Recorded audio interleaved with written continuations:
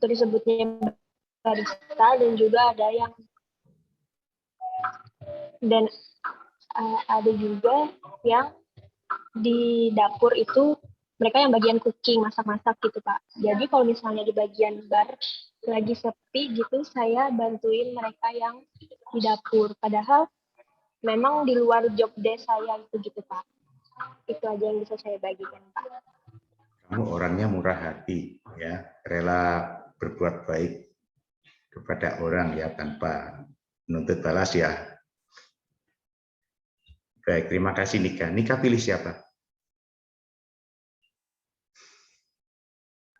Saya pilih Natasha Pak. Silahkan Natasha. Pertanyaan yang sama. Ya, selamat siang Pak Ginting dan Selamat siang. teman-teman.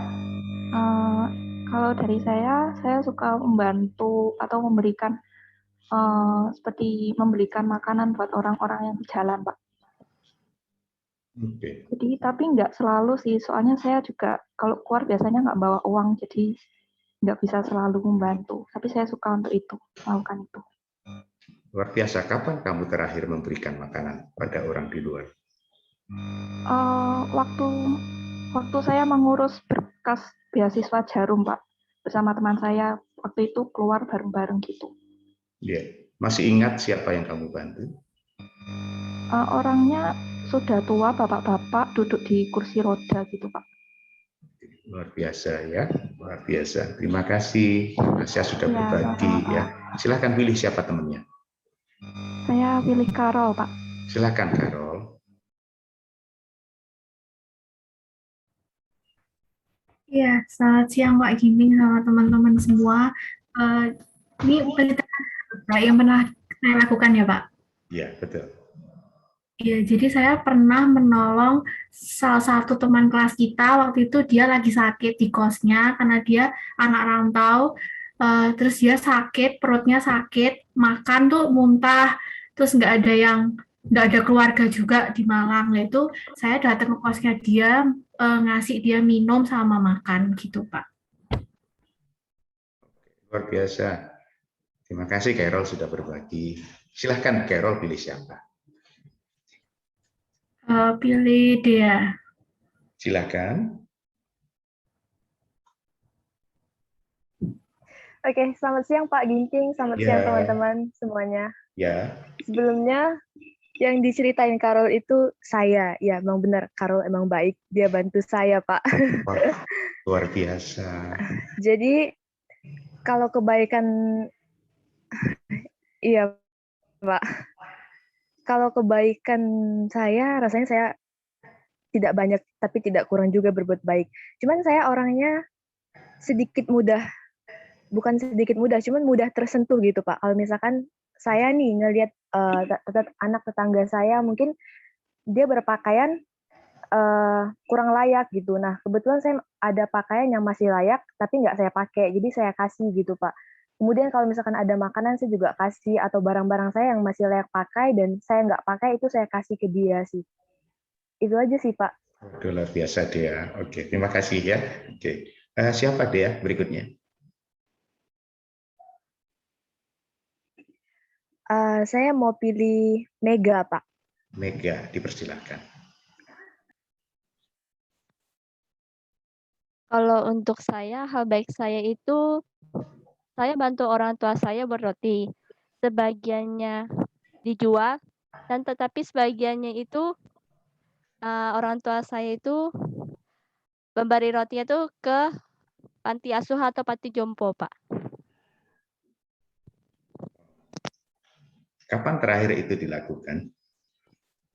Kalau terakhir dilakukan, kayaknya 2 minggu yang lalu atau seminggu yang lalu, Pak. Oh, baik, luar biasa. Di kota kamu ya? Kalau di Sampit saya kurang tahu ya kalau soal panti asuhannya, Pak. Hanya orang tua saya yang tahu. Oh, Biasanya okay. kirim ke Palangkaraya gitu, Pak. Jauh-jauh dari kota Sampit. Jauh sekali ya, dari Palangkaraya ke Sampit ya. Oke, terima kasih ya, Mega. Silakan pilih siapa, Mega. Saya pilih Yeven, Pak. Gabriela. Ya, dipersilakan.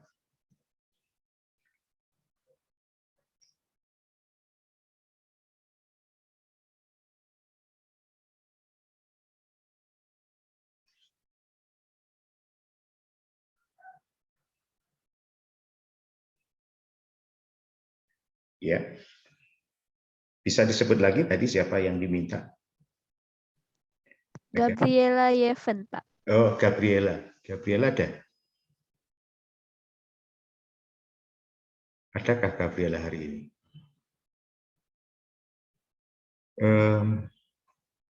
Gabriela ada? Sepertinya kok enggak ada tulisan nama Gabriela di sini. Adakah? Mungkin saya salah. Oke, selain Gabriela nanti mungkin bergabung Mega, pilih siapa? Iya, Pak. Pilih siapa? Cia, Cia. silakan Cia. Patricia, silakan Cia.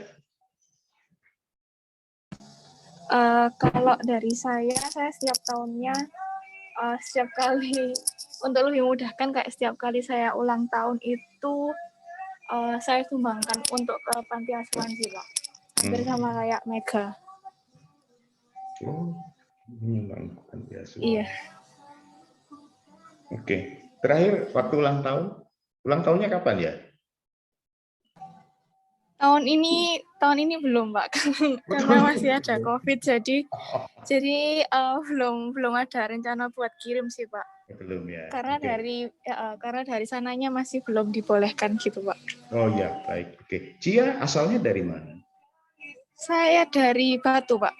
Oh, dari Batu ya. Oke, baik. Terima kasih Cia. Oke. Cia pilih siapa? Nia Pak, Sunia.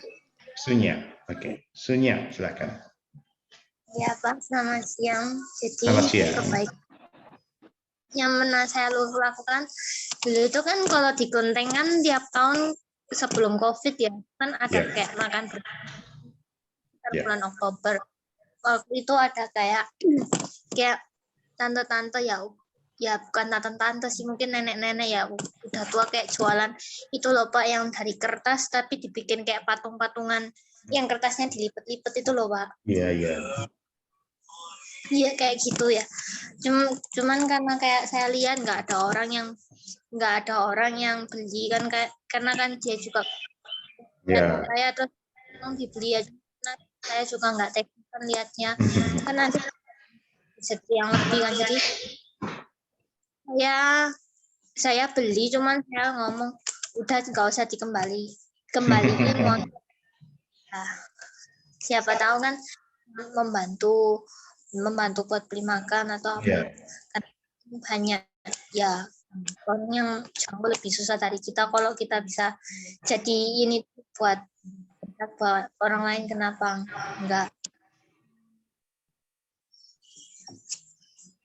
Baik, terima kasih Sunya ya, luar biasa. Ya, itu juga menyentuh kita juga ya, sehingga kita tergerak untuk membantu. Ya, baik. Sunya pilih siapa selanjutnya? Budi Pak. Budi, silakan Budi. Terima kasih Pak untuk waktunya dan selamat siang untuk teman-teman semua dan Pak Giting. Ya, jadi untuk kebaikan yang pernah saya buat itu beberapa bulan yang lalu itu saya sempat kenal sama orang itu dari via online ya. Itu stranger, benar-benar stranger, dan saya kenal orang itu tuh kayak gimana ya, istilahnya dia itu punya mental disorder. Dan saya memilih untuk membantu dia untuk bangkit ya. Jadi ceritanya itu dia itu orangnya gampang depresi banget. Sekalinya dia depresi itu selalu punya pikiran untuk mau bunuh diri, bahkan di tangannya itu sampai ada kayak bekas-bekas sayatan gitu. Ya, jadi saya memutuskan untuk membantu dia untuk supaya bisa lebih baik lagi. Sebelumnya juga sempat sih dia waktu kenal sama saya itu juga pernah ingin suicide ya, karena dia punya pacar dan ternyata dia juga putus. Nah, akhirnya dia sangat depresi sekali dan akhirnya saya membantu, akhirnya sampai sekarang dia punya kemajuan sedikit lebih maju, akhirnya dia bisa lebih tenang dan tidak gampang untuk depresi lagi, tidak semena-mena langsung suicide atau melukai diri sendiri seperti itu.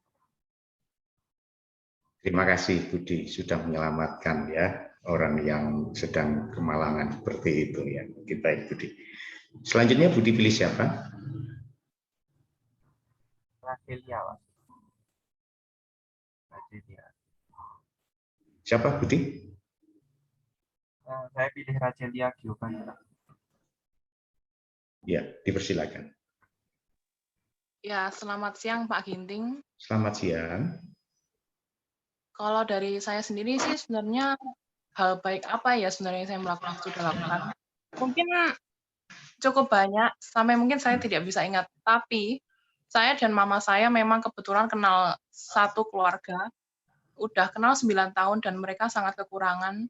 Jadi kita kadang mungkin ada lebih, mungkin mama jual masakan, pasti dikasih ke mereka. Karena mereka sendiri juga cerita, mereka punya tetangga, ngasih mereka makanan basi.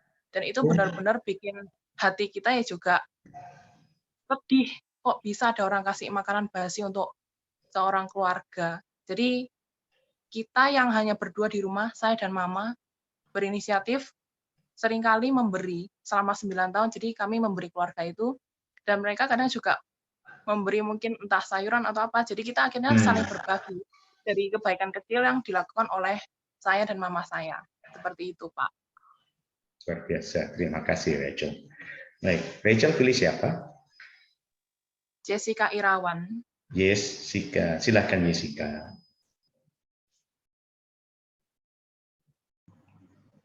Ya Pak, selamat siang Pak. Selamat siang. Kekuatan baik yang persiapan itu dulu waktu SMP, seingat saya, itu ada kayak kegiatan bakti sosial gitu Pak. Jadi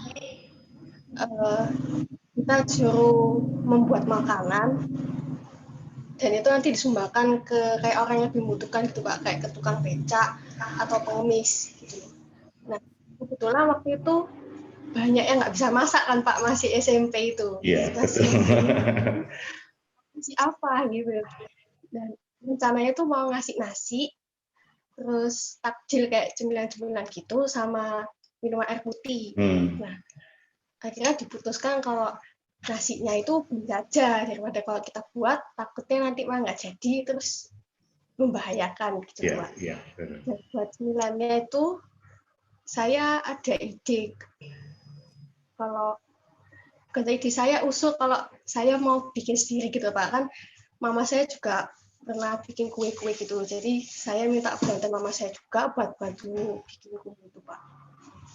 Ya meskipun nggak terlalu enak sih, cuman masih kayak bisa. Luar biasa, sejak SMP sudah punya hati untuk memberikan sesuatu buat orang lain. Luar biasa. Oke, terima kasih Jessica. Silahkan pilih siapa? Stephanie. Fani, silakan Fani. Baik Pak, jadi saya punya pengalaman waktu itu membagi-bagikan nasi bungkus kepada tukang becak bersama dengan adik saya. Bisa ceritakan gimana peristiwanya? Nah, jadi waktu itu ya lagi kepengen ngasih ke orang-orang yang waktu itu kan tukang becaknya lagi istirahat, jadi nggak ada kerjaan gitu loh Pak. Jadi ada kerinduan gitu, sekalian ngajar adik saya untuk memberi pada orang lain gitu. Luar biasa. Oke, terima kasih. Fani, pilih siapa? Kak Atoy. Ya, silakan. Baik, terima kasih atas kesempatannya. Apakah suara saya jelas? Oh, jelas ya. Bisa di open cam dulu ya. Takutnya jaringannya jelek. Oh ya, oke deh, baik. Oke, silakan. Bisa ya, Pak? Ya, kelihatan. Baik, saya punya pengalaman baru-baru kemarin hari Jumat. Waktu itu saya ke supermarket, salah satu supermarket. Kebetulan saya berada di Timor Leste. Jadi saya ke salah satu supermarket di sini. Ada satu anak kecil yang dari awal sebelum saya masuk dia udah mengikuti saya untuk mohon-mohon untuk membeli maskernya. Jadi dia tuh ceritanya dia jual masker. Satu bungkus itu isinya 10 pieces, 10 buah ya, kalau nggak salah. Dengan harga $1 ya, di sini pakai dolar. Kalau dirupiahkan sekitar 14.000. Dari awal saya masuk dia udah mohon-mohon bilang, Kak beliin dong. Terus saya masih belum ini kan, soalnya kan saya masih punya banyak masker di rumah juga. Tapi setelah saya pikir-pikir, saya masuk ke dalam belanja, tapi saya masih ingat anak itu di luar kan, kasihan juga sih. Waktu itu udah jam 8 malam. Saya masih ingat pas Jumat kemarin. Jadi sudah setelah saya bayar di kasir, dia masih tetap nunggu di depan, Pak. Jadi sudah saya putuskan untuk membeli maskernya. Terus dia kelihatan senang sekali tuh, Pak. Padahal uangnya juga tidak. Ya. Tapi senang sekali, bilang makasih banyak Kak. Saya bilang iya sama-sama. Terus saya tanya rumahnya di mana. Dia bilang oh dekat Kakak di belakang sini. Terus saya kira rumahnya jauh. Kalau jauh ya nggak apa-apa biar sekalian tak antarin. Tapi katanya dekat ya udah. Terus setelah itu saya bayar langsung pulang ke rumah. Terima kasih Antonio, luar biasa. Terima kasih sudah berbagi. Ya, sekarang ada di Timor Leste. Iya, sekarang di Timor Leste. Baik, oke. Antonio, pilih siapa? Pilih yang belum aja deh, Pak. Soalnya siapa yang belum ya? Yang belum siapa? Mau dibantu? Siapa yang belum? Saya belum, Pak. Anastasia, iya belum Anastasia. Ya, selamat siang Pak Ginting. Selamat siang Anastasia. Jadi waktu hari raya tahun kemarin, Pak, kan tahun ini PPKM jadi sedikit susah. Itu di gereja saya tuh selalu kayak bagi-bagi takjil gitu, Pak. Oke. Jadi kita itu kayak membantu menyiapkan, terus habis itu dibagikan ke jalan-jalan misalnya kayak ke pengemis, terus tukang pengamen kayak gitu-gitu, Pak.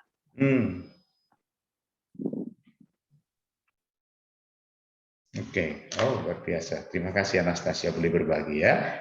Oke, Anastasia masih ada yang belum di sini, Anastasia? Cika, Pak. Silahkan, Cika. Selamat siang Pak Ginting. Selamat siang Cika. Kalau dari saya sendiri itu sebenarnya hal baik apa saja yang pernah saya lakukan, terkadang saya lupa karena kan orang tua kita juga mengajarkan kalau melakukan suatu kebaikan itu kan harus ikhlas dan tidak boleh diingat. Betul. Ya. Tapi karena tugas ini disuruh untuk menceritakan hal baik apa saja yang pernah kita lakukan, oleh sebab itu saya berusaha untuk mengingatnya. Jadi ada satu teman yang dulu waktu saya SMP itu dia kan sakit di kelas. Terus saya laporkan ke guru saya. Dan habis itu dia diantar ke UKS, tapi karena dia nggak bisa tahan lagi, akhirnya dia pulang. Tapi karena uangnya tidak pas untuk pulang, akhirnya saya bantu untuk membagikan dia uang untuk pulang, Pak. Kayak seperti itu. Dan saya juga mengantar dia sampai ke gerbang sekolah. Aja Pak. Dari saya. Terima kasih Cika. Pak. Makasih Cika. Masih ada yang belum Cika? Julia, Pak. Ya, silakan Julia. Selamat siang Pak Ginting. Selamat siang Julia. Yang saya lakukan yaitu setiap bulan saya membelikan kue buat panti asuhan dan panti jompo. Wow. Jadi setiap bulan itu Pak, saya diberikan orang tua saya kayak uang jajan, jadi saya menyisihkan uang jajan tersebut untuk membelikan kue. Untuk memberikan kue, membeli itu ya, itu disuruh orang tua atau datang dari kamu sendiri, inisiatif itu? Dari orang tua sih Pak. Kayak dari papa saya punya orang tua itu sudah kayak turun-menurun gitu Pak. Oke, baik. Luar biasa, terima kasih. Oke, Julia, silahkan. Masih ada yang belum temannya? Siapa yang belum?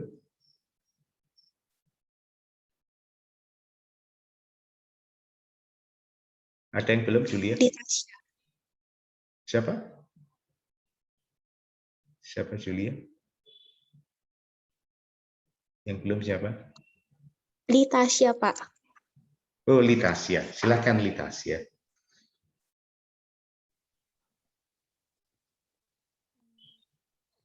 Ya, silakan. Pak, selamat siang Pak Ginting. Kalau dari saya sendiri, perbuatan baik yang pernah saya lakukan itu, saya pernah bersama teman-teman saya itu berkeliling buat membagikan makanan Pak, buat tukang pijat, buat pengemis kayak gitu. Wow. Berkelilingnya itu sebelum pandemi? Iya, masih sebelum pandemi Pak. Sebelum pandemi ya. Oke. Kamu kuliah waktu itu? Sudah kuliah ya? Masih SMA dulu Pak. Oh, SMA. Oke, baik. Terima kasih, Tasya. Silakan yang belum siapa, Li? Tasya. Yeven, Pak. Gabriela Yeven. Gabriela, silakan. Selamat siang, Pak Ginting. Selamat siang, Gabriela. Jadi, dulu SMA, saat Natal, itu di sekolah saya selalu ada program untuk kayak berbuat kebaikan gitu. Jadi kalau di kelas saya waktu itu saat SMA itu seperti Litasya berkeliling kayak memberi sembako ke bapak becak atau tukang ojek begitu Pak. Iya. Wow. Bagus sekali. Oke, terima kasih Gabriela sudah berbagi cerita ya. Gabriela, masih ada yang mau disampaikan lagi atau temannya yang belum? Nah, itu aja Pak. Itu saja, ya. Silakan, mungkin menunjuk siapa yang belum?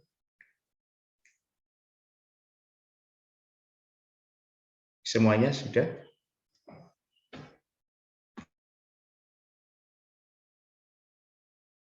Semuanya sudah kan? Sudah ya. Oke, nanti kalau ada yang belum nanti tolong disampaikan ya. Oke. Ya, terima kasih semua rekan mahasiswa yang sudah bercerita tentang pengalaman untuk berbagi begitu ya. Saya rasa apa yang disampaikan oleh kalian semua bisa memberikan kita motivasi juga untuk tidak hanya sekali saja melakukan itu, tapi secara berkesinambungan. Karena ternyata dampak apa yang kita berikan itu menciptakan suasana damai, suasana yang membuat orang lain bahagia, begitu ya. Dan saya sangat senang dan cukup terharu bahwa apa yang kalian lakukan itu tulus ya. Tulus artinya tidak usah kita membuat orang lain itu tahu apa yang kita lakukan ya. Jadi ketulusan itu tidak menuntut imbalan, tidak menuntut sesuatu yang kita harapkan, pujian atau apa. Karena dengan demikian itu menjadi kurang nilainya kalau kita menuntut ya. Nah, jadi apa yang sudah teman-teman lakukan ya dan sudah ceritakan itu secara pribadi saya sangat senang. Dan tentunya kita yang mendengarkan itu juga saling dikuatkan juga. Dan sudah wajar kalau kita melakukan hal itu ya. Apalagi saat ini kan banyak orang yang kondisinya mungkin minus gitu ya. Kurang dibandingkan kita. Sementara kita sudah bisa menikmati hawa untuk menghirup udara segar begitu. Loh, kok udara segar Pak Ginting? Nah sekarang itu tabung oksigen itu harganya berapa saudara? Kemarin saya pernah baca ya, tabung oksigen itu ketika pasien dirawat COVID dan perawatan segala biayanya itu satu hari itu kena 9 juta. 9-8 juta, bayangkan. Nah, cukup menarik bahwa ternyata bapak yang sakit itu di rumah sakit ditanya, kenapa kok Anda menangis? Yang tanya itu dokternya. Ya dokter, saya sangat menangis dan terharu. Ternyata Tuhan itu sangat baik sekali. Usia saya itu 90 dan baru kali ini saya itu mengerti kebaikan Tuhan dengan menghirup udara selama 90 tahun. Dan baru kali ini saya harus membayar 9 juta dan 9 juta tidak ada masalah buat saya. Nah, udara itu loh saudara, itu loh sangat luar biasa ya. Kan mestinya kita juga dengan rasa bersyukur itu juga harus membagikan pada orang lain. Ya, baik, terima kasih. Ingat kita tahu bahwa kebaikan-kebaikan itu tentunya tentunya juga tidak hanya sekali, tapi juga bisa dipelihara ya. Oke. Nah, saya sengaja mulai dengan ini kenapa? Supaya semuanya semangat. Kan kita kan dalam keadaan seperti ini, jadi motivasi semangat itu harus selalu dijaga ya. Dan baru kali ini juga saya tahu Anda, dan tentunya dengan cerita begini saya juga bisa belajar, oh siapa ini mahasiswa saya, oh siapa ini Budi, siapa ini Fani, Carol, Antonio, dan lain sebagainya ya. Ya, baik. Nah, pada hari ini ya seperti yang sudah saya sampaikan di MS Team, kita melakukan diskusi secara kelompok ya. Baik. Kemarin sudah saya sampaikan kelompok 1 akan membahas kasus yang pertama. Nanti disusul setelah itu grup 2 dan seterusnya ya. Oke. Saya panggilkan kelompok 1. Di situ ada Elizabeth, ada Caroline, ada Monica, ada Rahel ya. Oke, kalau memang masih bisa on cam, kalau enggak ya enggak masalah gitu. Nah, grup 1 ini akan membahas kasus yang pertama ya. Silahkan kasusnya dibaca, kemudian pertanyaannya dan dijawab. Nanti kita bisa tambahkan dengan diskusi. Silahkan. Iya, saya akan membacakan soalnya. Terdengar suara saya ya?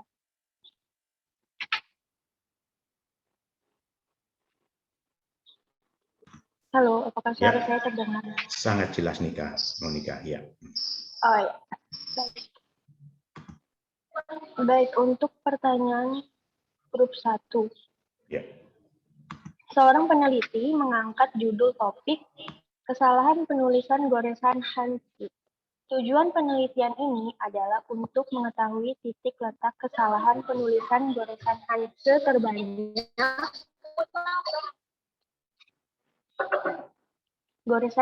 terbanyak dan dapat mengetahui seberapa penting menulis Hanzi sesuai tata urutan yang sudah ditetapkan. Jawablah pertanyaan di bawah ini. Bagaimanakah masalah penelitian ini dirumuskan dan bagaimanakah cara peneliti menemukan jawaban dari rumusan masalah tersebut?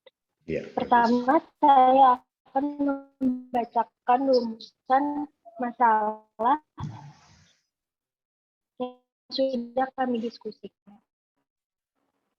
Faktor apa saja jadi pengaruh bagi peserta didik yang membuat peserta didik salah dalam menulis urutan Hanzi?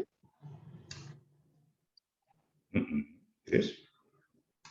Masalah yang kedua, apa saja pengaruh terhadap membaca jika kita salah menulis guratan Hanzi? Oke. Apakah langsung saya silakan, ya, apa-apa. Jabarkan, Pak? Iya, dijabarkan. Oke, untuk pertanyaan rumusan masalah yang pertama, menurut kelompok kami, maksud saya, biasanya peserta didik hanya melihat gambar dari sebuah Hanzi. Kemudian mereka menirukannya sehingga kesalahan penulisan Hanzi bisa terjadi. Atau juga peserta didik belum belajar mengenai urutan menulis Hanzi. Bisa juga dikarenakan sudah belajar, namun peserta didik karena kurang latihan. Kurang latihan dapat mempengaruhi salah dalam menulis Hanzi ataupun didik tidak memperhatikan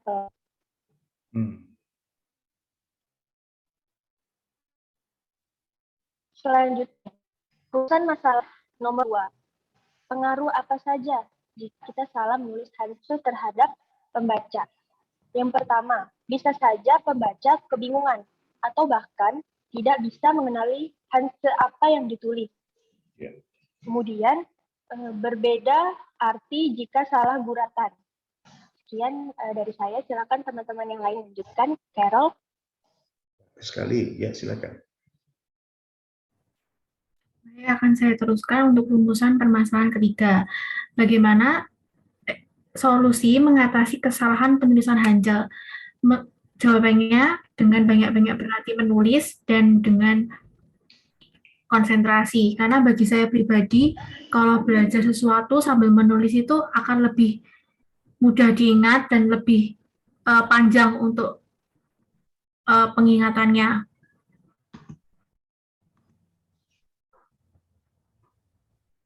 Baik sekali, Carol. Penjelasannya cukup komprehensif ya. Ada yang mau ditambahkan dari grupnya Carol dan Nika? Ada lagi yang mau ditambahkan? Masih ada, Pak. Itu dulu?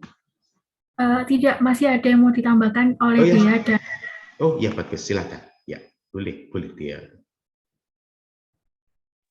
Ya. Baik, jadi selain itu, selain kita konsentrasi dalam dan bersungguh-sungguh dalam belajar menulis Hanzi, kenapa sih kita harus secara teliti dan konsentrasi dalam menulis Hanzi? Ya, karena kalau misalkan kita rajin menulis, rajin berlatih, pasti kalau misalkan hal itu sering kita lakukan, kita akan dengan mudah menghafal guratan-guratan, agar bisa kita ketahui guratan mana dahulu yang akan duluan ditulis. Nah, dengan begitu pasti akan memperkecil kemungkinan kita salah dalam penulisan Hanzi. Begitu, Pak. Oke, baik sekali. Terima kasih Dea penjelasannya. Iya, latihan ya. Oke, baik. Ada yang mau ditambahkan lagi Dea? Atau temannya mau menambahkan? Dipersilakan Dea. Sepertinya dari saya cukup. Apakah teman kelompok saya ingin menambahkan lagi? Iya, silakan. Ya, nggak ada ya? Oke, kalau nggak ada, kita lanjut ke pertanyaan nomor 4 ya, teman-teman. Nah, siapa sih yang dapat melatih Anda atau kita dalam penulisan Hanzi agar bisa menulis dengan benar? Nah, zaman kan sekarang udah canggih nih. Selain kita sendiri yang diajari oleh dosen atau lause kita bisa belajar sendiri, belajar mandiri, belajar autodidak. Nah, kita bisa menggunakan sebuah aplikasi yang disebut Pleco. Dalam aplikasi tersebut, kita bisa menuliskan Hanzi, nah kemudian akan ada video singkat yang di dalamnya menjelaskan cara penulisan Hanzi berdasarkan guratan-guratan. Nah, menurut saya itu juga lumayan efektif, karena kalau misalkan kita sering membuka aplikasi tersebut, kemudian kita belajar berlatih menulis Hanzi, maka kita akan menghafal cara penulisan Hanzi berdasarkan guratan yang sudah diberitahu dalam aplikasi tersebut. Seperti itu, Pak. Luar biasa. Jadi aplikasi juga akhirnya bisa mendorong anak belajar mandiri gitu ya, tanpa harus ada guru ya. Berlatih mandiri. Benar, Pak. Oke. Baik, silakan kalau ada yang mau ditambahkan lagi.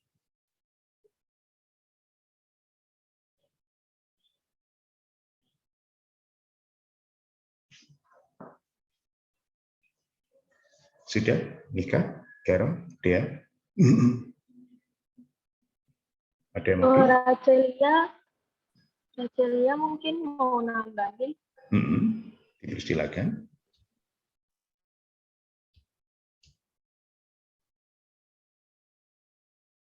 Rachel ya? Rachel ada ya? Iya, maaf Pak Ginting. Iya, silakan. Ini berdasarkan rumusan masalah dari saya. Apakah persamaan karakter Hanzi dapat mempengaruhi fokus kita? Menurut saya bisa. Karena dari pengalaman saya dulu waktu masih di bangku SMA, contoh arti dari wo dan cao. Wo artinya saya, cao artinya mencari. Nah, di situ tuh anjanya tuh sedikit ada persamaan Pak Ginting. Waktu itu saya tidak mengerti. Nah, kenapa wo-nya ada 2? Saya tanya ke lause saya, lause ini apa ini kok wo-nya ada 2? Oh, kamu salah baca ini, Van. Yang satunya wo, yang satunya cao. Gitu. Jadi karena di situ saya merasa kurang fokus. Nah, itu. Jadi saya membacanya mungkin saya pukul rata jadinya. Jadi fokus juga harus benar-benar diasah juga sih menurut saya. Baik. Terima kasih. Lalu, mau ditambahkan silakan. Perlukah menulis Hanzi sesuai dengan urutan penulisan? Menurut saya memang perlu. Sebenarnya dengan mempelajari urutan goresan, Mandarin itu justru mempermudah kita untuk mengingat karakter-karakter tersebut. Terima kasih, Pak. Oke, ya baik. Terima kasih. Teman-teman di grup 1 ada yang mau ditambahkan? Dipersilakan.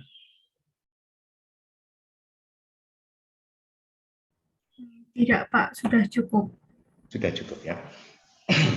Oke, baik. Ya, sekarang saya lempar ke grup lain. Ada komentar? Dari penjelasan grup 1 kita bisa belajar bahwa mereka sudah bekerja keras untuk menyusun rumusan masalah. Rumusan masalahnya ada beberapa, kalau saya tidak salah tadi ya. Mungkin nanti kalau saya salah tolong dibetulkan. Yang pertama, rumusan masalahnya berkaitan dengan, kalau tidak salah ya tadi agak terputus-putus Nika tadi bilangnya. Faktor-faktor apa saja yang membuat kesalahan. Betul Nika? Betul Nika? Betul, betul. Oke, jadi faktor-faktor apa saja yang menyebabkan orang berbuat kesalahan di dalam penulisan Hanzi. Kemudian apa pengaruh kesalahan tersebut dan bagaimana solusi yang dilakukan atau ditemukan untuk mengatasi masalah. Silakan bila ada rekan lain yang memberikan tanggapan.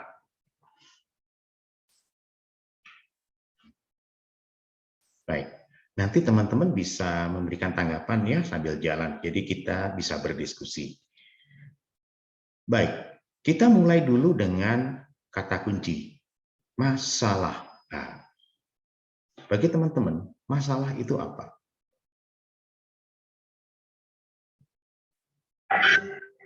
Masalah itu apa? Masalah. Hal yang tidak baik, yang secara tiba-tiba datang. Hal yang tidak baik yang tiba-tiba datang. Oke, kalau kita mengatakan hal yang tidak baik, berarti ada satu kesan bahwa keadaan ini harus ditanggulangi, gitu ya. Keadaan ini harus dicari solusinya, ya gitu ya. Oke, saya setuju sejauh ini. Ada lagi yang lainnya?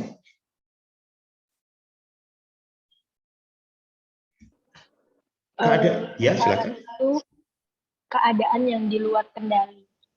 Keadaan yang di luar kendali. Oke, baik, di luar kendali. Lebih ke arah positif atau negatif, Nika?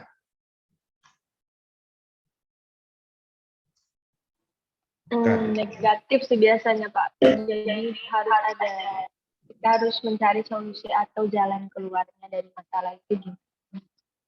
Oke, jadi singkat kata, keadaan yang tidak terkendali dan keadaan yang tidak baik tadi dari teman kita yang tentunya harus dicari caranya bagaimana untuk menanggulangi, begitu ya.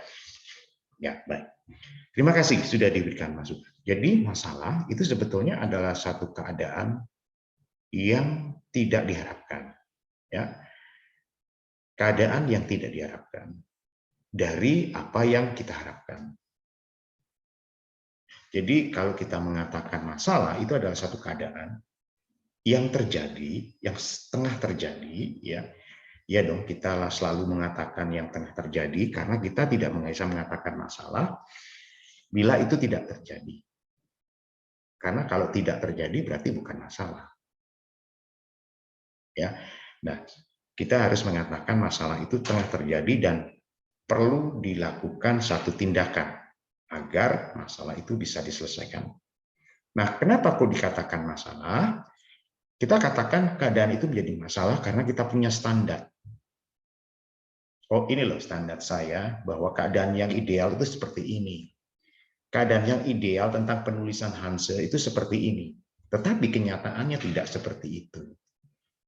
Sehingga ketika ada gap antara apa yang ideal dengan apa yang terjadi dengan kenyataan, gapnya ini disebut masalah. Paham ya? Nah, tadi grup 1 sangat baik di dalam mengelaborasi bahwa ternyata keadaan di lapangan begitu ya. By the way, ini sebetulnya usulan topik penelitiannya siapa ya di grup 1 ya? Untuk penulisan ini.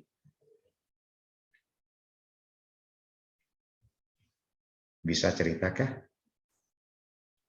bahwa di modul apa namanya tadi? Persoalan yang ada di kasus grup 1 ini sebetulnya topiknya siapa nih? Kesalahan penulisan goresan Hanse. Masih ingat ini siapa? Nah, kalau ada kesalahan penulisan goresan, berarti ada yang benar, gitu kan caranya kan? Ada yang benar. Betul nggak? Yang benar itu menjadi standar. Nah, kenyataannya tidak seperti itu. Oke, nah, saya akan memberikan komentar. Saya lebih cocok untuk rekan-rekan bila nanti tertarik dengan topik ini menjalankan rumusan masalah pertama. Yaitu faktor-faktor apa saja yang membuat kesalahan kesalahan penulisan goresan Hanse itu terjadi. Ya, itu mungkin lebih bisa dilakukan ya, dan lebih realistis gitu, lebih tidak menuntut investasi penelitian yang jauh lebih besar dibanding misalkan nomor 2 dan nomor 3. Kalau kita mencari faktor-faktor begitu ya, kita bisa, nah ini untuk mencari bagaimana menjawab masalah itu, misalkan kalau memang kita fokus ke faktor-faktor apa saja yang menyebabkan kesalahan, caranya bagaimana untuk menjawab rumusan masalah itu. Saya agak lupa tadi. Misalkan satu aja rumusan, caranya gimana? Mungkin grup 1. Oh, salahnya di sini, oh faktornya ini. Oh, faktornya ini. Nah, bagaimana caranya untuk menemukan faktor itu?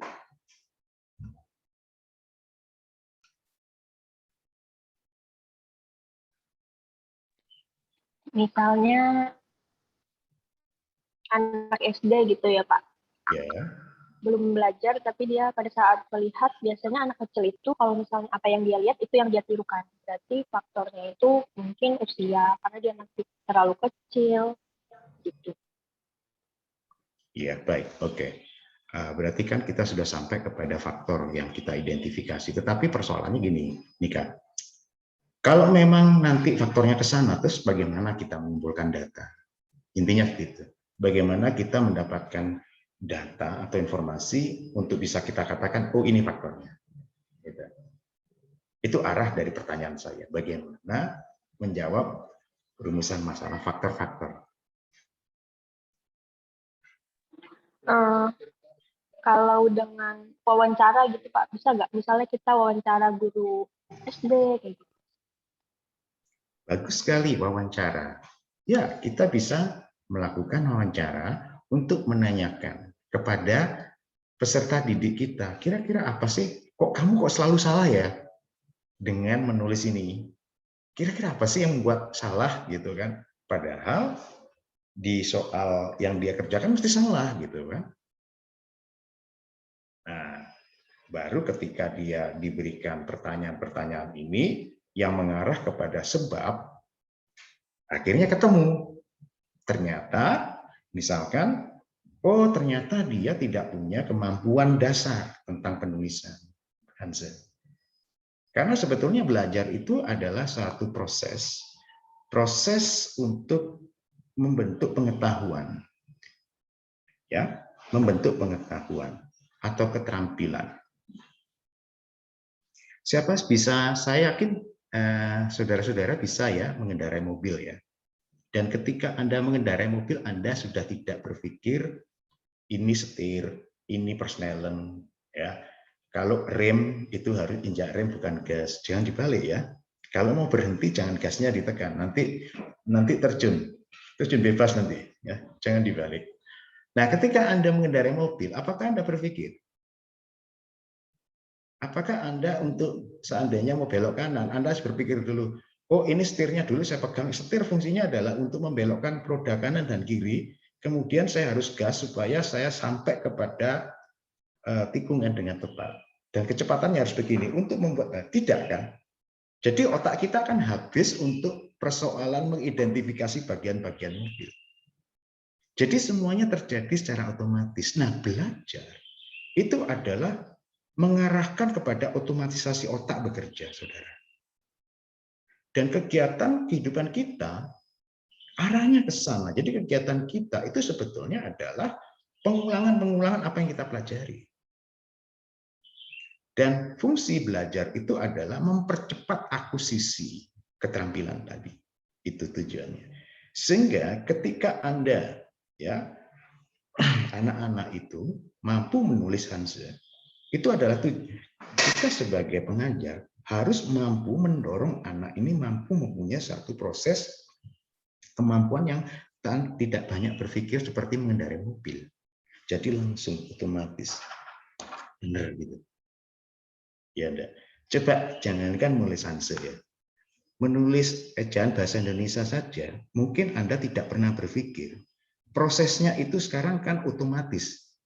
Anda mau menulis nama saya Daniel, Anda harus mengerti D itu gimana, A itu gimana, kan enggak toh? Otomatis cepat gitu. Loh kok bisa otomatis, gimana caranya? Kok bisa terjadi? Karena semuanya serba otomatis. Nah, tugas kita sebagai guru adalah mempercepat otomatisasi kompetensi tadi. Ya, karena kalau seandainya tidak otomatis, otak kita itu habis, capek berpikir. Nah, gitu caranya. Hanya saja dari teori psikologi kognitif, dia katakan untuk bisa sampai kepada otomatisasi itu tadi, itu perlu proses. Karena apa? Karena yang namanya otomatisasi itu terdiri dari lapisan, pengetahuan terdiri berlapis-lapis, saudara. Jadi sebelum dia mampu menulis otomatis, dia harus konsen dulu sama yang dasar dulu. Dasarnya bagus, kemudian dasar 2. Dasar 2 udah habis, dasar 3, dasar 4, dasar 5. Itu masalahnya.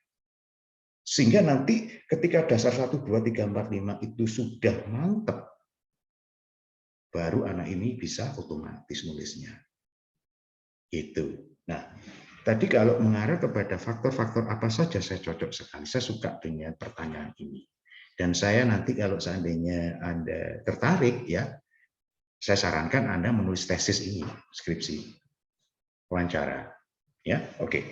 Wawancara itu satu cara untuk mendapatkan jawaban terhadap rumusan masalah. Tapi saya pikir tidak hanya wawancara. Karena bagaimana kita tahu anak itu membuat kesalahan? Bagaimana kita tahu? Coba. Caranya gimana? Menurut Anda? Karena ini kan, ya silakan. Dengan kertas gitu, terus kita minta dia untuk menulis satu Hanse yang punya banyak goresan gitu, Pak. Apakah sudah tata urutannya atau belum? Oke, disingkat kata, Carol, Anda memberikan tes. Nah, jadi selain wawancara, berikan dia tes. Tesnya itu adalah berupa instruksi, tulislah sebuah kata dengan menggunakan huruf Hanse. Nah, itu tes. Jadi selain wawancara, Carol menggunakan tes. Dan diamati. Jadi ada 3 instrumen, wawancara, tes, dan observasi. Ya, dan ini semua dicatat dan menjadi data, sehingga untuk menanyakan, untuk menjawab faktor-faktor, ya kita bisa mengira-ira. Pertama, ya faktor yang pertama adalah mungkin anak ini tidak punya kemampuan dasar. Itu satu. Yang kedua, bisa saja karena metode mengajarnya guru ini tidak tepat gitu kan. Misalkan anak ini tipikal model pembelajar visual. Ya, tetapi gurunya ngotot pakai audio. Kalau ngajar itu pakai audio terus, ngomong terus tapi tidak dikasih visual gitu. Ini juga bisa. Kan begitu. Nah, bagaimana ini bisa dilakukan ya kita amati. Gitu ya. Selain itu apa? Mungkin ya faktor bahasanya sendiri. Ya, jadi ada teori yang mengatakan bahwa semakin mirip bahasa itu, maka semakin mudah dipelajari. Semakin berbeda bahasa itu, semakin sulit dipelajari. Misal, antara bahasa Melayu dan bahasa Indonesia, ya, beda mana antara derajatnya kesulitannya antara bahasa Arab dan bahasa Indonesia?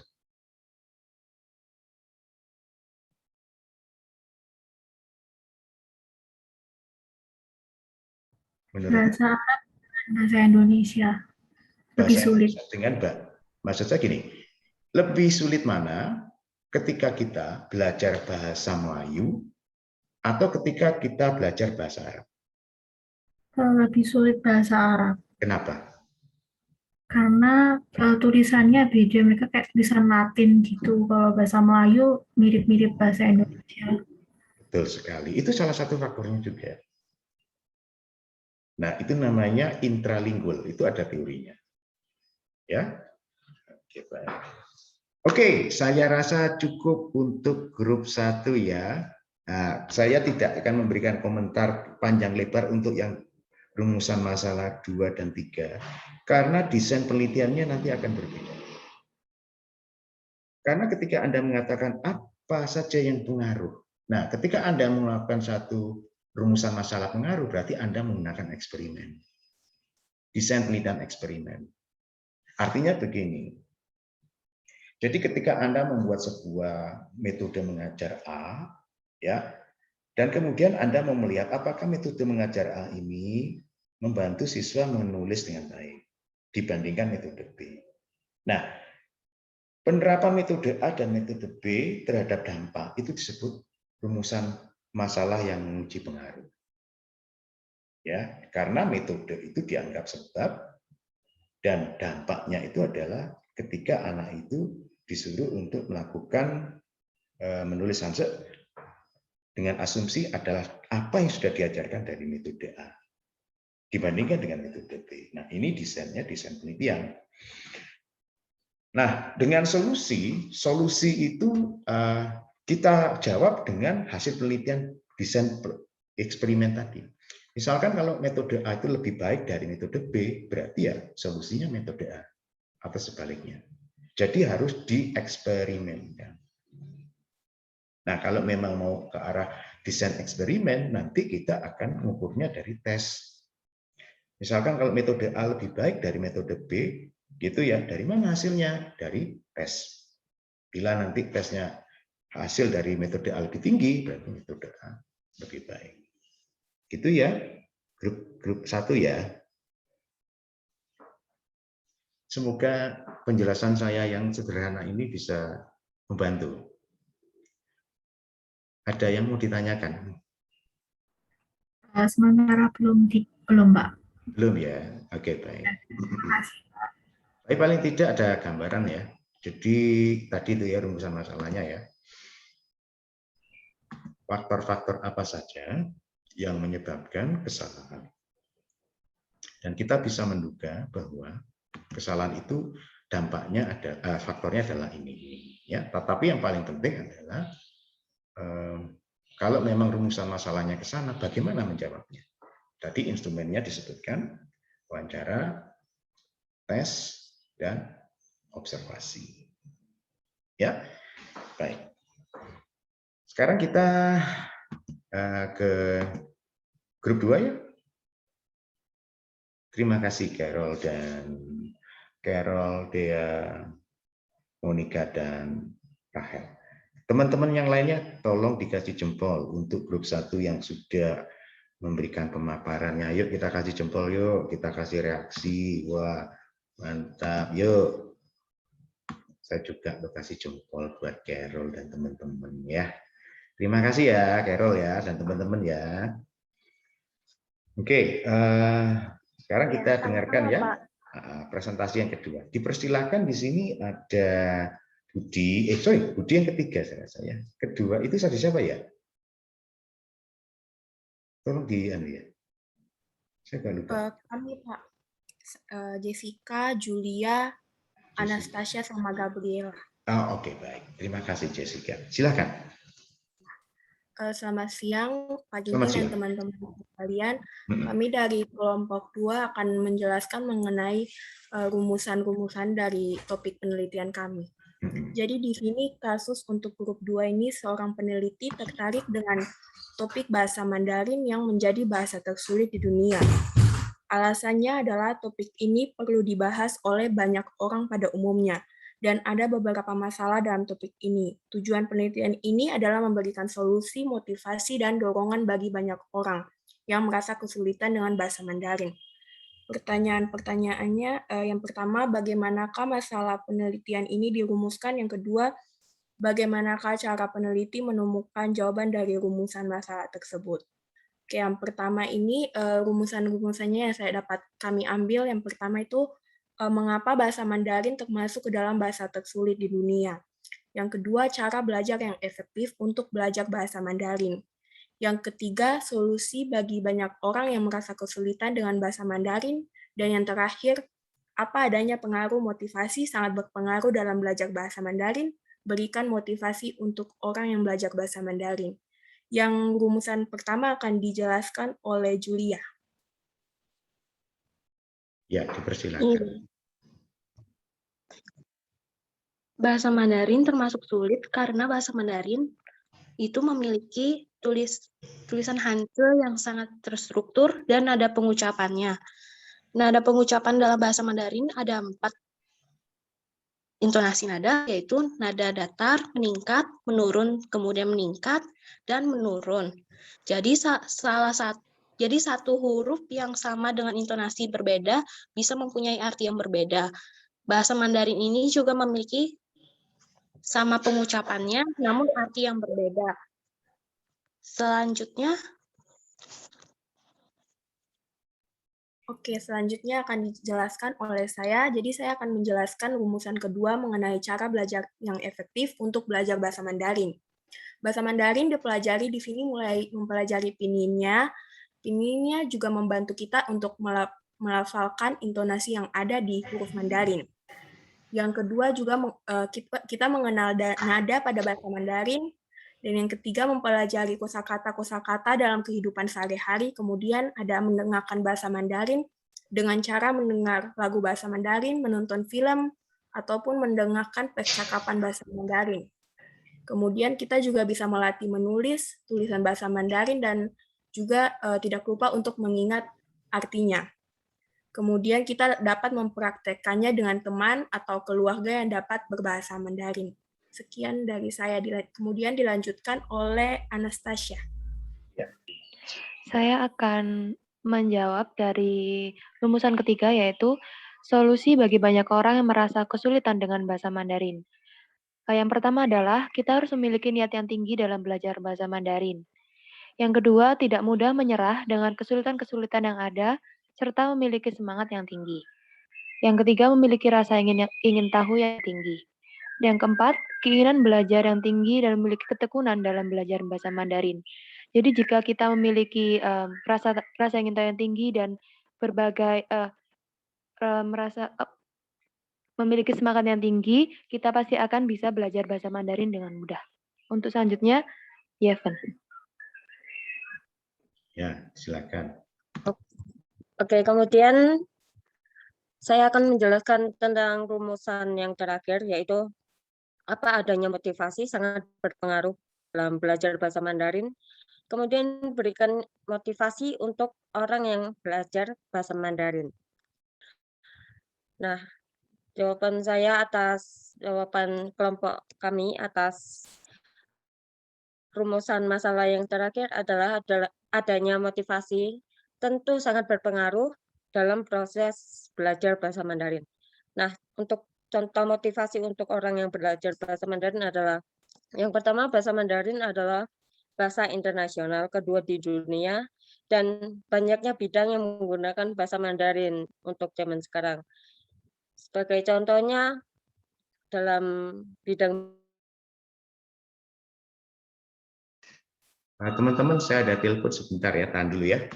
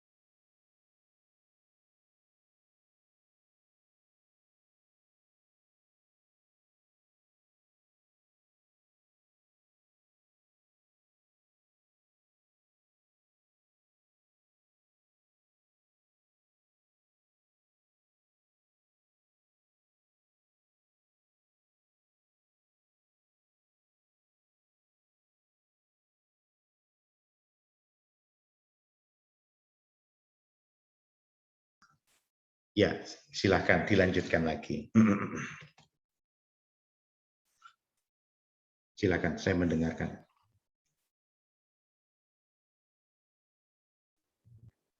Saya ulang saja ya, Pak. Silakan, Gabriela. Jadi rumusan masalah yang terakhir itu kelompok kami mengambil tentang motivasi. Ya, apa adanya motivasi sangat berpengaruh dalam belajar bahasa Mandarin, dan kemudian berikan motivasi untuk orang yang belajar bahasa Mandarin. Nah, menurut kelompok kami, adanya motivasi tentu sangat berpengaruh dalam proses belajar bahasa Mandarin. Nah, jadi motivasi untuk orang yang belajar bahasa Mandarin itu yang pertama, bahasa Mandarin sekarang adalah bahasa internasional kedua di dunia. Terus kemudian banyaknya bidang yang menggunakan bahasa Mandarin seperti bisnis, pariwisata, dan lain-lainnya. Gitu, Pak. Seperti itu, Pak. Jadi hasil dari rumusan dan penjelasan dari kelompok kami. Terima kasih, Jessica. Baik. Ada yang mau ditambahkan?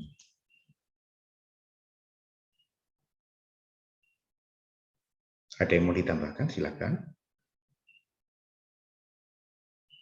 Cukup?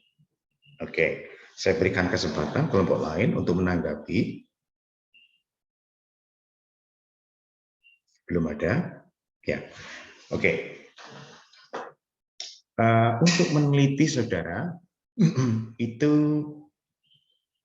satu rumusan masalah itu adalah satu kegiatan yang cukup panjang sebetulnya. Bahkan untuk misalkan tadi saya menyampaikan di grup 1, faktor-faktor apa yang menyebabkan orang atau siswa itu kesulitan di dalam penulisan Hanzi.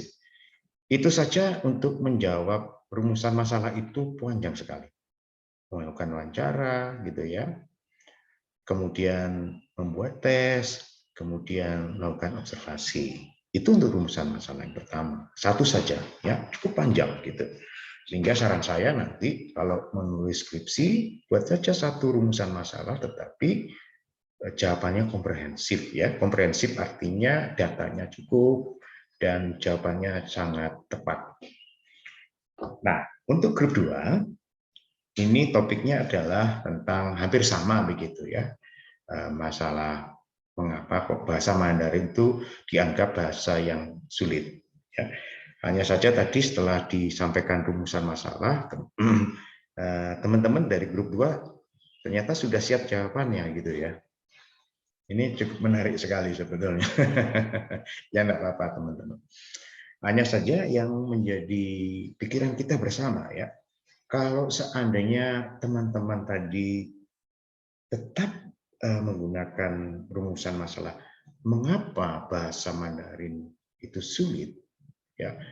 Saya hanya membayangkan juga betapa sulitnya untuk menjawab rumusan masalah ini. Karena sebetulnya sulitnya apa? Itu juga kita belum tahu. Artinya singkat kata, rumusan masalah teman-teman terlalu luas. Bila saya bandingkan dengan rumusan masalah dari kelompok 1, teman-teman ya. Kenapa dengan demikian? Karena di rumusan masalah kelompok 1 tadi kelihatan langsung spesifik, yaitu penulisan huruf Hanse.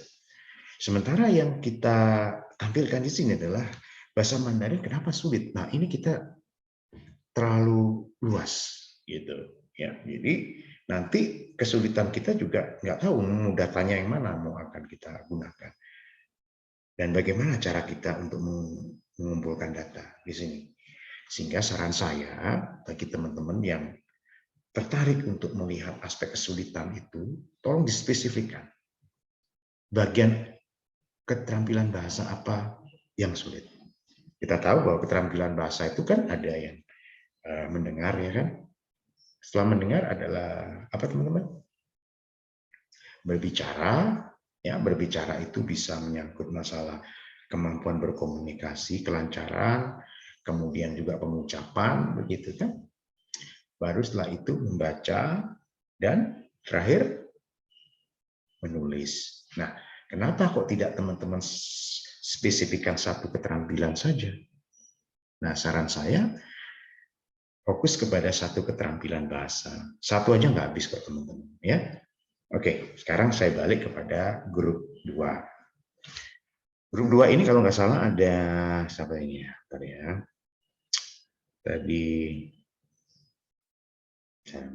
Nah, kalau seandainya nih ya, kalau seandainya fokusnya kepada satu saja dari keterampilan bahasa Mandarin. Kalian pilih keterampilan yang mana?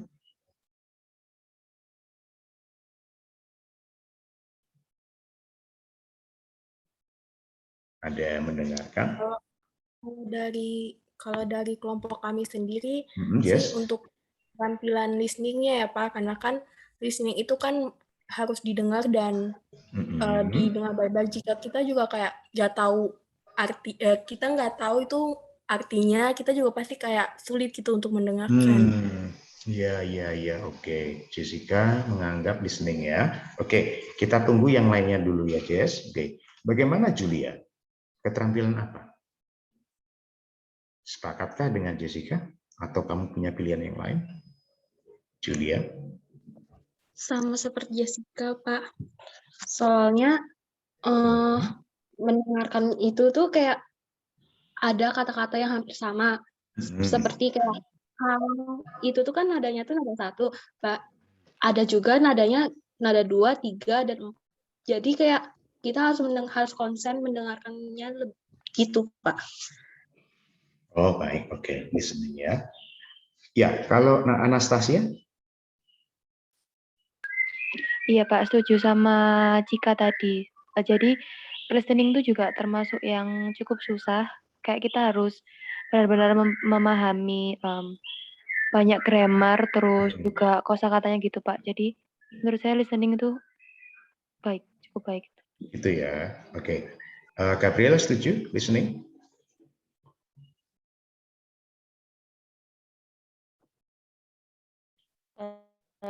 Kalau saya setuju, Pak. Soalnya saya sendiri juga kalau listening itu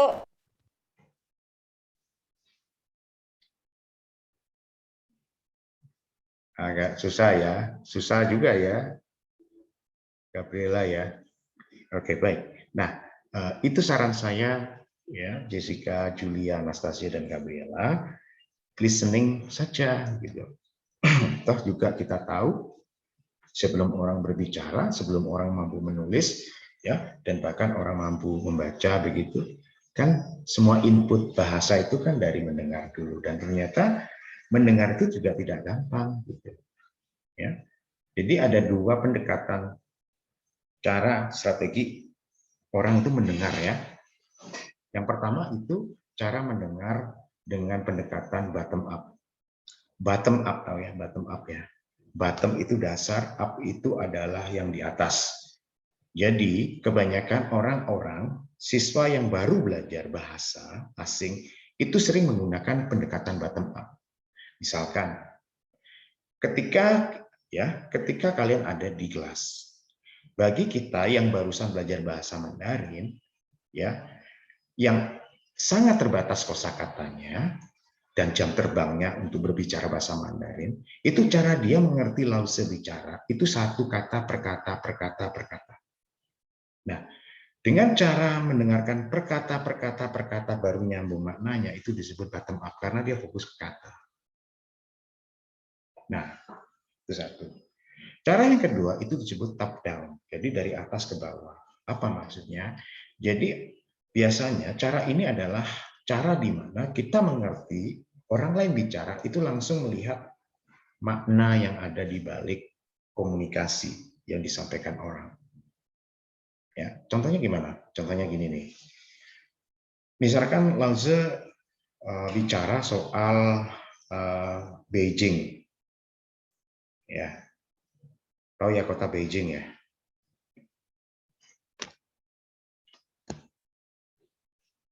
Tahu kota Beijing? Siapa yang pernah ke kota Beijing di China?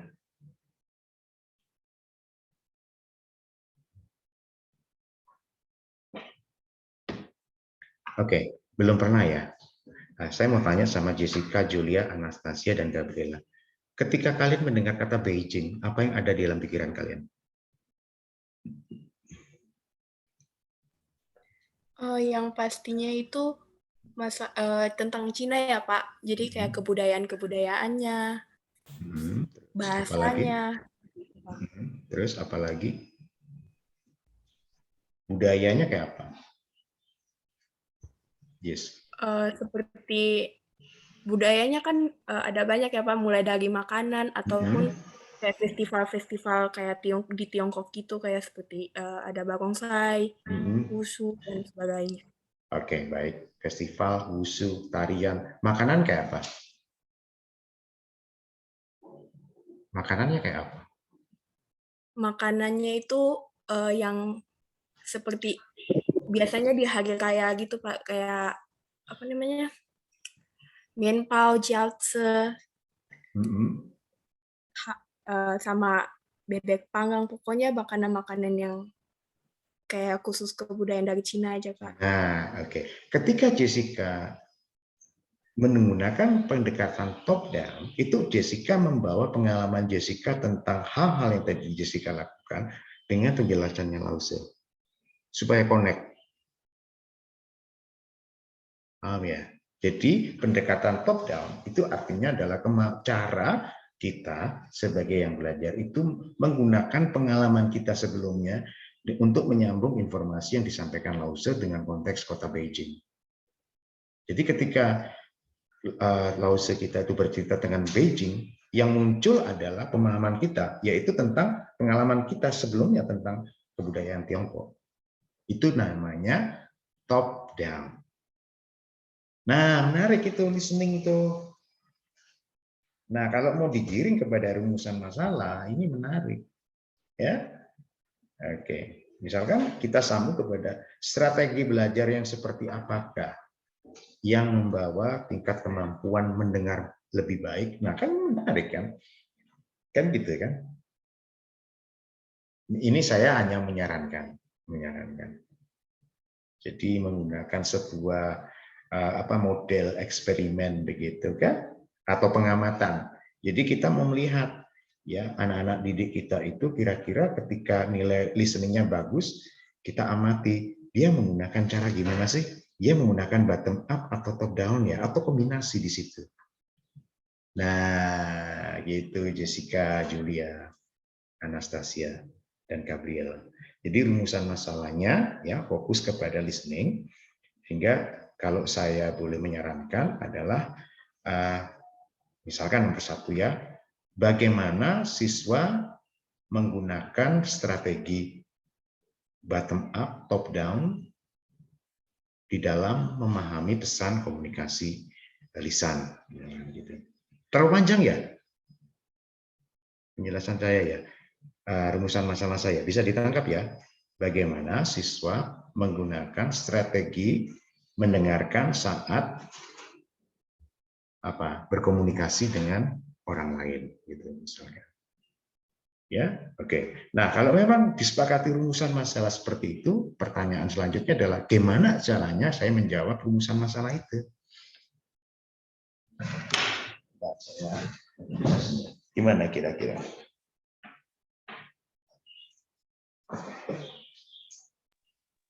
Wawancara mungkin. Gimana? Dengan wawancara. Dengan wawancara, boleh. Oke, ya. Kita bisa tanya sama dia, biasanya kalau kamu dengarkan Lause bicara, kamu biasanya gimana sih? Kamu dengarkan satu kata per kata atau gimana? Nah, gitu bisa. Wawancara. Apalagi? Misalkan. Dengan tes, bisa nggak ya kira-kira tes ya? Bisa kita gunakan tes ya. Atau kita gunakan pengamatan, itu juga bisa ya. Jadi cara kita mengumpulkan data itu bisa melalui wawancara, bisa melakukan tes, bisa melakukan pengamatan ya. Bahkan buku-buku atau dokumen-dokumen yang terkait dengan penelitian kita juga bisa kita gunakan ya. Oke, baik. Ada pertanyaan dari grup 2. Semoga penjelasan saya bisa difahami ya. Kalaupun nanti ada kekurangan ya dimaklumi ya. Atau teman-teman ada satu model alternatif lain, dipersilakan ya. Oke, jadi itu saran saya. Nah, terkait nanti dengan motivasi boleh ya, boleh. Tapi saya rasa cukup satu dulu ya rumusan masalahnya. Ya, itu pun sudah sulit kok. Oke, ada waktu ya? Oh, ini sudah jam berapa ya? Sudah 2:30 ini ya. Saya rasa gimana kalau kita fokus di 2 grup dulu ya? Nanti kalau kita lanjutkan di pertemuan selanjutnya gimana? Nggak apa-apa ya? Iya, nggak apa-apa, Bapak. Ya, oke, baik. Bisa open cam dulu dong? Open cam dulu. Iya, sudah, Bapak. Terima kasih. Baik. Kebetulan ini Nika sudah open cam. Nik, hari ini kamu belajar apa, Nik? Hari ini saya belajar yang pertama tadi tentang motivasi. Yang pasti selalu setiap harinya harus bersyukur dengan apapun itu, baik atau buruk ya. Yang penting harus selalu bersyukur karena masih banyak hal-hal baik di dunia. Kemudian untuk materi kita tadi belajar tentang perumusan masalah dan beberapa teknik-teknik yang udah Pak Ginting jelaskan. Tadi yang saya usulkan itu wawancara, terus kemudian Karol bilang dengan tes, terus Bapak bilang juga boleh dengan diperhatikan juga. Gitu. Terima kasih, Nika. Nah, saya sekarang mau tanya sama Budi nih. Bud, kamu hari ini belajar apa, Bud? Silakan, Bud. Sharing dong. Terima kasih Pak Tommy. Ya, jadi untuk apa yang saya dapatkan hari ini, yang tentu pasti adalah waktu di awal itu kita dijelaskan tentang bahwa melakukan kebaikan ini intinya lebih tepatnya tergantung setiap orang. Jadinya dengan kita melakukan kebaikan itu tentunya pasti akan membuat hati kita menjadi lebih damai.